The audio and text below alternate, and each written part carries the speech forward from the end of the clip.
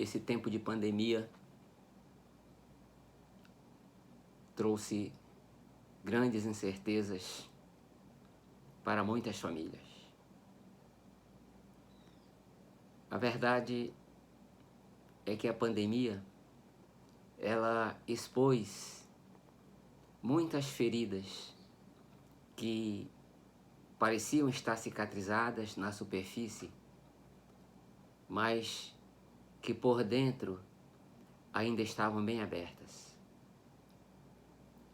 A pandemia, ela chegou como uma avalanche e que foi destruindo famílias, destruindo empregos, destruindo a esperança das pessoas. A pandemia, ela afetou o ser humano particular, mas ela afetou também a família e afetou a sociedade. Segundo o IBGE, 40 milhões de brasileiros ficaram sem renda. E mesmo aquelas famílias em que não esteve pessoas desempregadas, a renda caiu em média 40%. A perda foi maior entre as pessoas que são prestadoras de serviços, cabeleireiros, diaristas, lavadores de carro, pessoas que prestam serviços para idosos. Todas essas pessoas, elas foram atingidas. Então, a pandemia, ela afinou afetando a vida de todas as pessoas. Um estudo da Universidade Estadual do Rio de Janeiro, esse estudo mostrou que em 80% das famílias mais pobres, a violência doméstica aumentou. A renda, ela também caiu porque um pouco antes da pandemia, no mês de fevereiro, começo de fevereiro, o Instituto de Pesquisas Econômicas Aplicadas, que é ligado ao Ministério da Economia, ela mostrou que quase 38% dos brasileiros em idade de trabalho não tinham uma qualificação formal, por isso que ficavam no trabalho informal.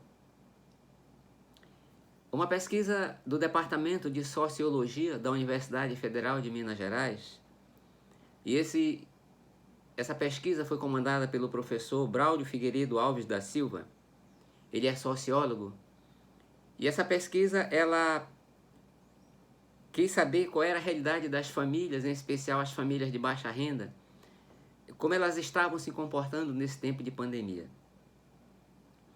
E o resultado foi que ele qualificou como química explosiva a perda do emprego de pelo menos um ou dois membros da família, e com isso trouxe uma redução da renda familiar e a presença maior dos filhos dentro de casa.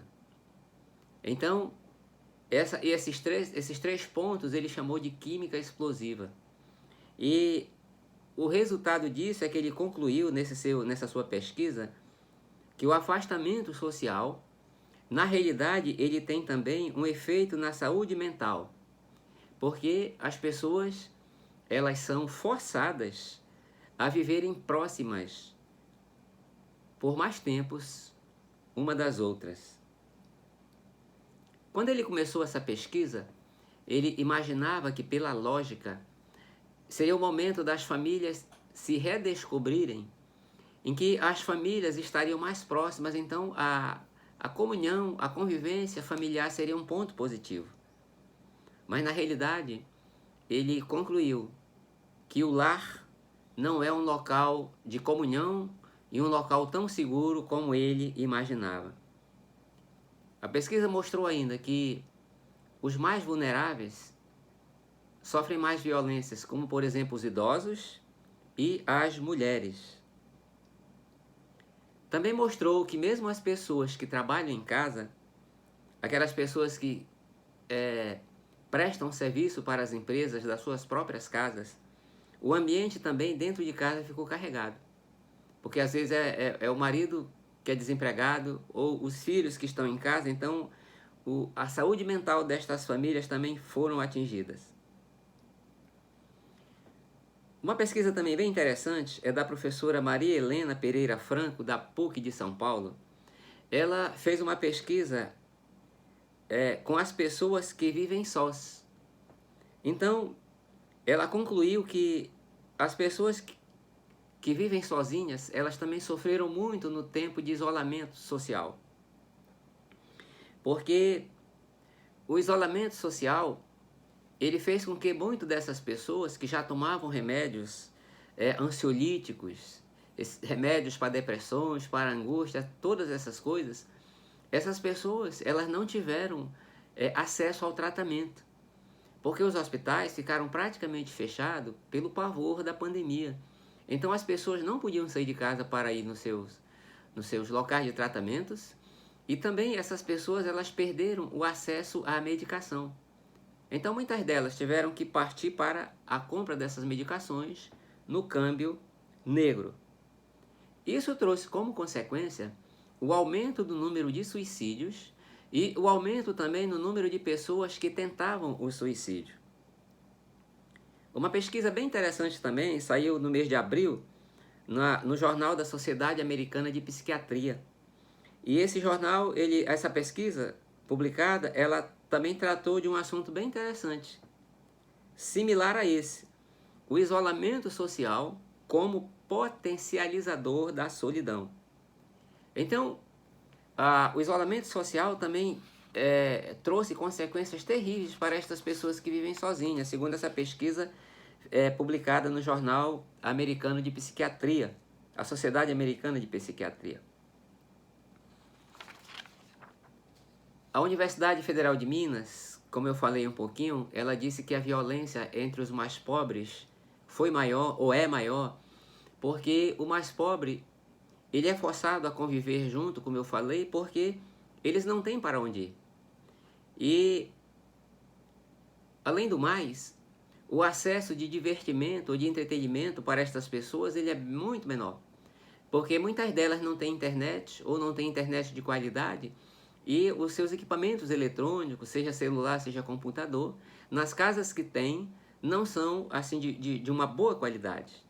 Então, a pandemia, ela trouxe também incertezas econômicas para estas pessoas que não têm estudos, para estas pessoas que são prestadoras de serviços, e também trouxe um aumento da solidão para aqueles que vivem só, e também trouxe o aumento da violência. A pesquisa também mostrou, da Universidade Federal de Minas, do Departamento de Sociologia, que se o governo federal não tivesse dado essa ajuda, que já vai alguns meses, para estas pessoas mais carentes, 30% da população tinha entrado na linha de pobreza. E isso, de certa forma, essa ajuda tem freado para que essas pessoas, para que a angústia, a depressão, o sofrimento não seja maior. Um outro assunto nesta pandemia que afetou ainda mais também a convivência das pessoas são as doenças. Porque muitas pessoas, mesmo as que foram diagnosticadas com câncer, em alguns locais elas não tiveram acesso a esse tratamento.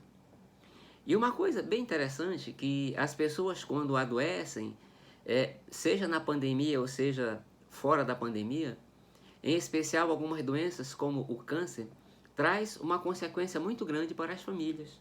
O sofrimento das famílias são muito grandes.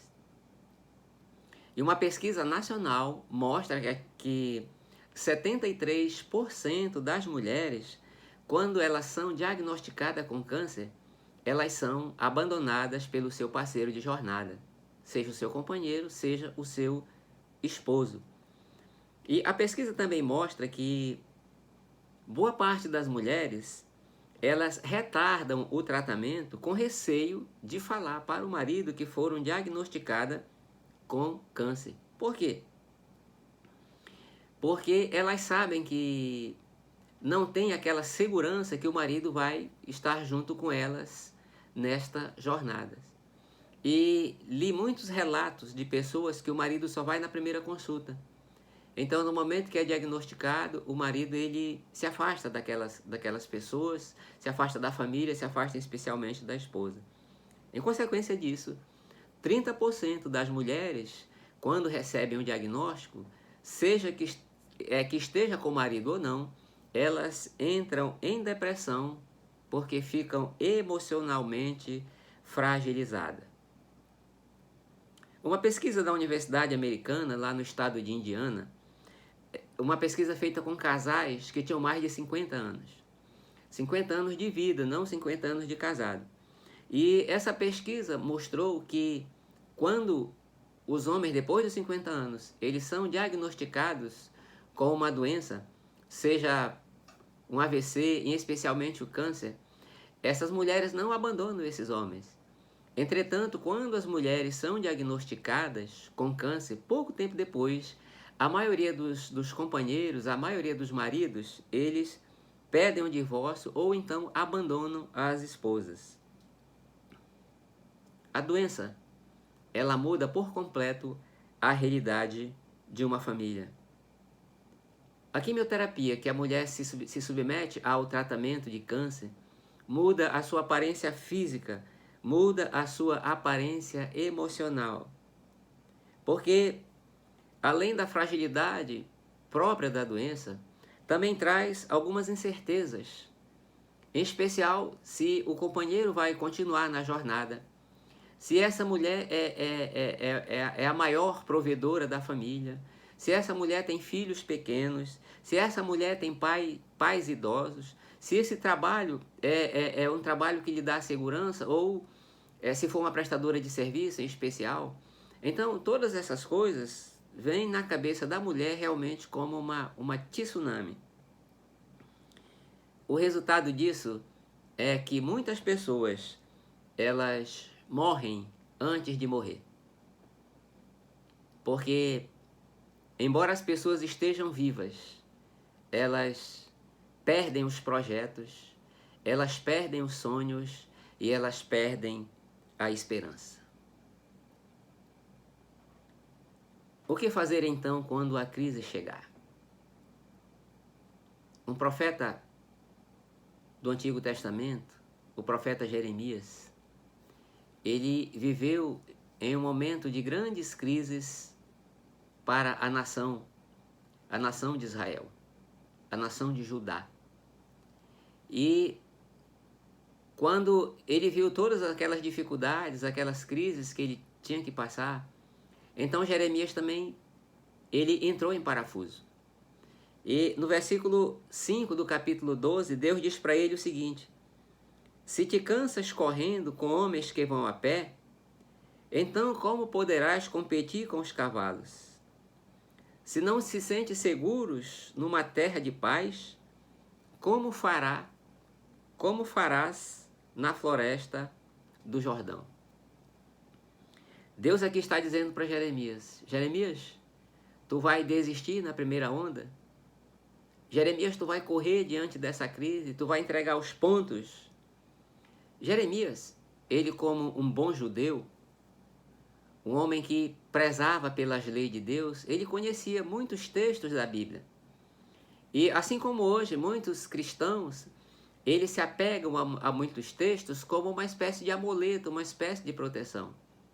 Jeremias conhecia o Salmo 91. E muitas pessoas gostam muito do Salmo 91.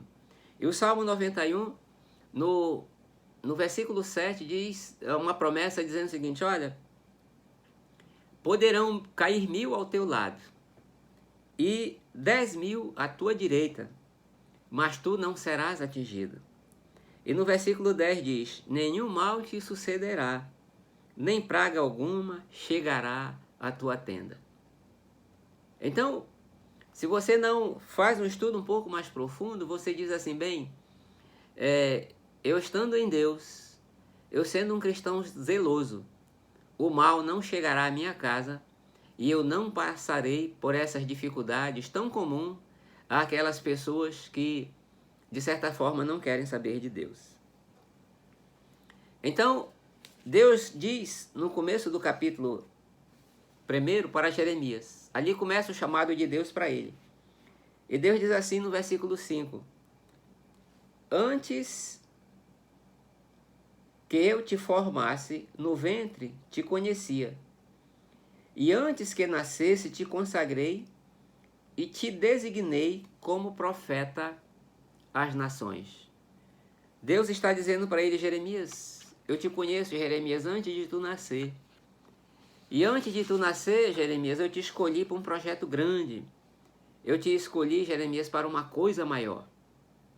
Para ser um profeta para as nações. Deus aqui não escolheu Jeremias para ser profeta apenas para Jerusalém, para Judá. Mas Deus diz aqui, Jeremias, eu tenho um projeto maior para a sua vida, uma coisa maior para você. Mas o profeta Jeremias, diante da dificuldade, ele diz o seguinte, ele responde para Deus no versículo 6, Jeremias 1,6. Eu não passo de uma criança. Eu sou apenas um menino. Isso aqui também serve para nós porque uma criança não sabe como decidir ou não sabe como resolver os problemas maiores que chegam na vida. Uma criança, além disso, ela não tem conhecimento e não tem segurança para tomar decisões. E é isso que Jeremias está dizendo. Deus, essa crise é muito grande. Eu não tenho condições de fazer nada nesta crise. Mas o conforto de Deus para Jeremias está no versículo 8, que ele diz assim, não temas, não tenha medo, porque eu estou contigo. Então, muitas vezes nós também temos dificuldade de crer nas palavras de Deus, e a palavra de Deus, ela é completa em todos os sentidos. E muitas vezes nós temos dificuldades, e assim como Jeremias também teve, embora ele ainda não conhecesse, porque não havia sido escrita, estas palavras de Romanos, o capítulo 8 e o versículo 28, que o apóstolo Paulo diz o seguinte, todas as coisas cooperam para o bem daqueles que amam a Deus, daqueles que são chamados para o seu propósito. Então, nós muitas vezes não temos a capacidade de ver que as crises, elas têm um propósito para nós e que Deus vai agir por meio de nós. Então, quando a crise chega, nós temos dificuldade de ver as ações de Deus, porque nós não cremos que essa crise ela tem um propósito. Um outro texto que nós temos dificuldade, quando a crise chega, de compreender, é o texto de Romanos, o capítulo 12, o versículo 2, que diz que a vontade de Deus é boa, é perfeita e é agradável. Veja que coisas. Quando você pega o Salmo 91, que diz, olha, vão cair 1000 à tua esquerda e 10.000 à tua direita, mas tu não serás atingido. E nenhum mal chegará à tua tenda. E de repente a tragédia chega.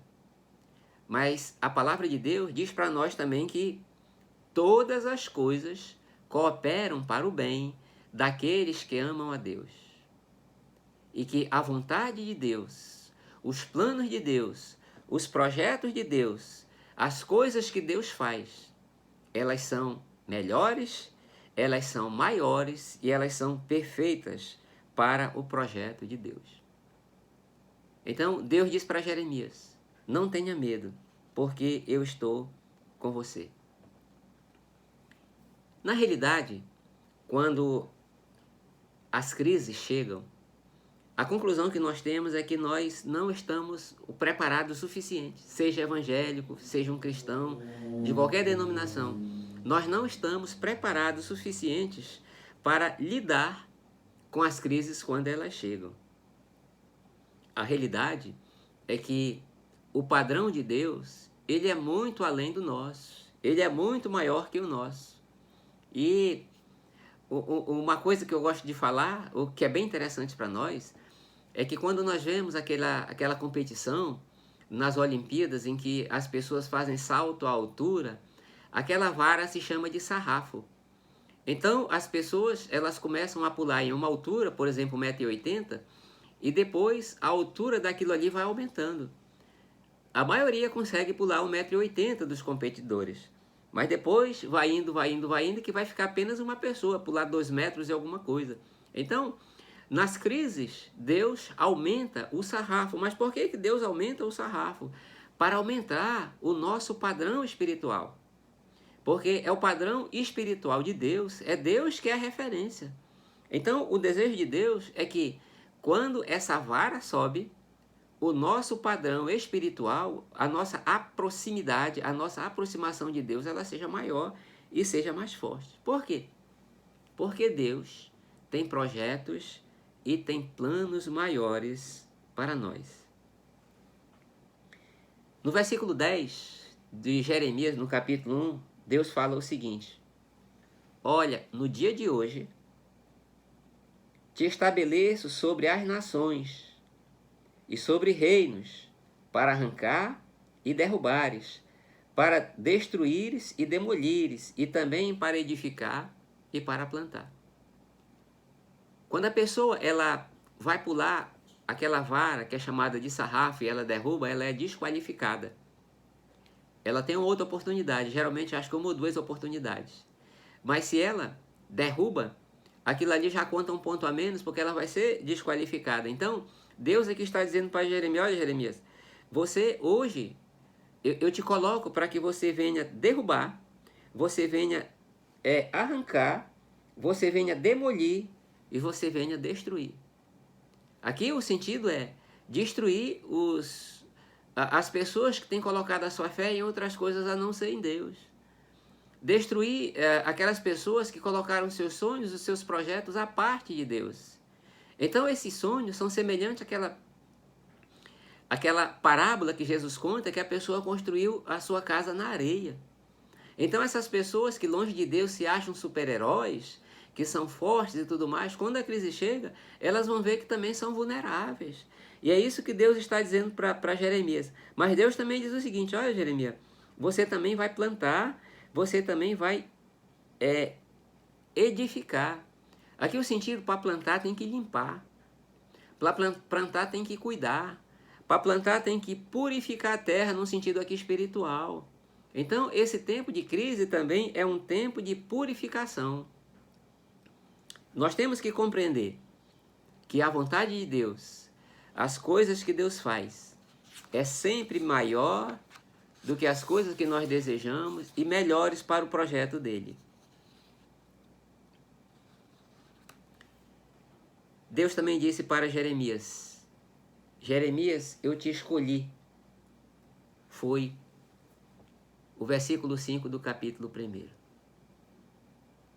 E quando Deus escolheu Jeremias, na realidade Deus deu de presente para aquela geração seu profeta, para que ele falasse em nome de Deus e mostrasse para as pessoas que Deus tinha projetos para eles. Mas eles deveriam abandonar a sua idolatria, a sua depravação, a sua imoralidade e se voltar com um coração puro para Deus, para que Deus pudesse mudar a realidade deles. Eu li a história de um homem muito rico nos Estados Unidos. E esse homem, ele foi um homem que fez coisas extraordinárias para os que sofrem. Ele pagou estudo para os meninos pobres, ajudava as instituições que cuidavam de crianças carentes, de pessoas em fragilidades. E nem a família sabia da vida desse homem, porque ele era um milionário, mas ele não ostentava. E no dia que ele morreu, centenas de pessoas foram lá visitá-lo, centenas de pessoas pobres na maioria delas.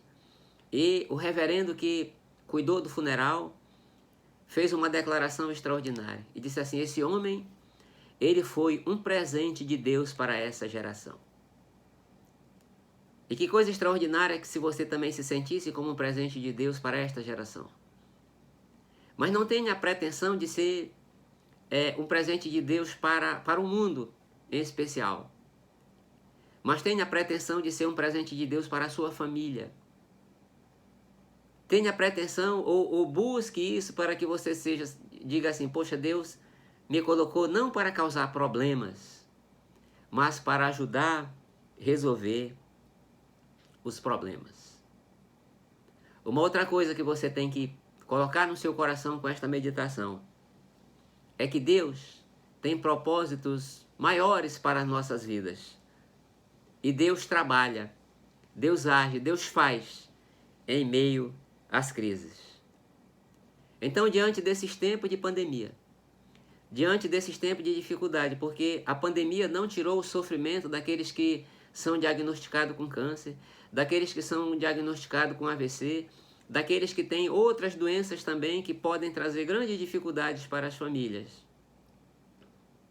Sente e ouça a voz de Deus. Abra o coração e deixe Deus encorajar o seu coração. E sinta realmente a palavra de Deus no seu coração dizendo para você, não tenha medo. Não tenha medo, eu estou com você. E que coisas extraordinárias e consoladoras são essas palavras de Deus.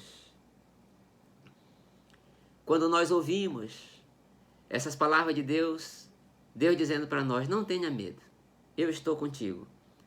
A primeira coisa que muda na nossa vida é que a visão que nós temos do mundo, a visão que nós temos até das crises, elas são ajustadas com o foco de Deus.